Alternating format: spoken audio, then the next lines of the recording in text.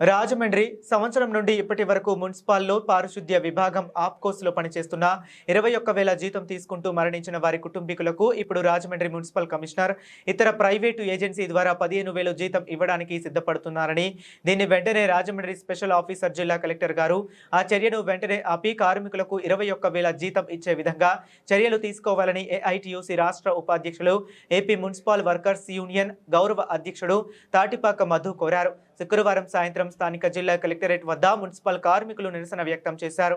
ఈ కార్యక్రమంలో AP municipal workers union రాష్ట్ర ఉపాధ్యక్షులు ధనాల దుర్గమ్మ, రాష్ట్ర కార్యదర్శి అల్లం వెంకటేశ్వరరావు, జిల్లా అధికారి బడి బంగారుగిరి, లోకేశ్వరి జ్యోతి, వెంకటలక్ష్మి క్లస్టర్ కు 3 చొప్పున పాల్గొన్నారు. ఉద్యోగాలు ఎత్తలో మరణించి ఉద్యోగాలు చేస్తున్న వారికి 21,000 జీతం, 21,000 జీతం, 21,000 జీతం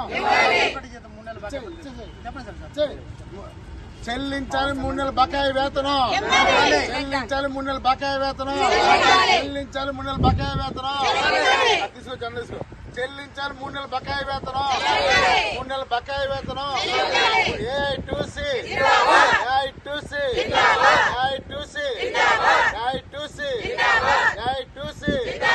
ఓకేనమ్మా. నాయుడు గారు, పవన్ కళ్యాణ్ గారు, బీజేపీ కూటమి 3 నాయకులకి మీకు దండం పెడుతున్నాం. మా రాజమండ్రి మున్సిపల్ వర్కర్స్ యూనియన్, మా ఏఐటీయూసీ తూర్పు జిల్లా సెక్రటరీ కె రాంబాబు గారి నాయకత్వంలో ఈ రోజు కలెక్టర్ గారు కలిసాం. ఒకటే కోరుతున్నాం, పంజాబ్, ఒరిస్సా, కేరళ, సిక్కిం, అస్సాం ఈ అన్ని రాష్ట్రాల్లో కూడా కాంట్రాక్ట్ అవుట్ సోర్సింగ్ కార్మికులు రెగ్యులర్ చేస్తున్నారు. దయచేసి పంజాబ్ తరహాలో మొన్న చేశారు. పంజాబ్ తరహాలో మేము ఎక్కువ మంది లేదు. దయచేసి మున్సిపల్ విభాగం అంటే చాలా కీలకమైనది. ఎందుకంటే కుక్క సచ్చిన ఎలక సచ్చిన ఈ చెత్త తీసుకుని చాలా ఇబ్బంది పడుతున్నాం.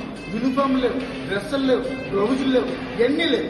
అందుకని దయచేసి పంజాబ్ తరహాలోనే మా పారిశుద్ధ్య అవుట్ సోర్సింగ్ ఆప్కాస్ కార్మికుల్ని రెగ్యులర్ చేయండి. ఇమ్మీడియట్ పర్మనెంట్ చేయండి. మీరు పర్మనెంట్ చేస్తే రాష్ట్ర వ్యాప్తంగా ప్రతి గ్రామంలో కూడా పంచాయతీ నుంచి మీ విగ్రహానికి పాలేస్తాం, పాలాభిషేకం చేస్తాం, మీ ఫోటోని మా ఇంట్లో పెట్టుకుంటాం. దయచేసి మమ్మల్ని పర్మనెంట్ చేయమని కోరుతున్నాం.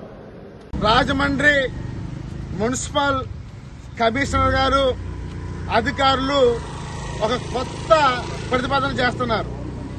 2022 సంవత్సరం ఇప్పటి వరకు ఆప్కాస్లో పనిచేస్తూ మరణించిన వాళ్ళు 21,000 చేస్తూ మరణించారు.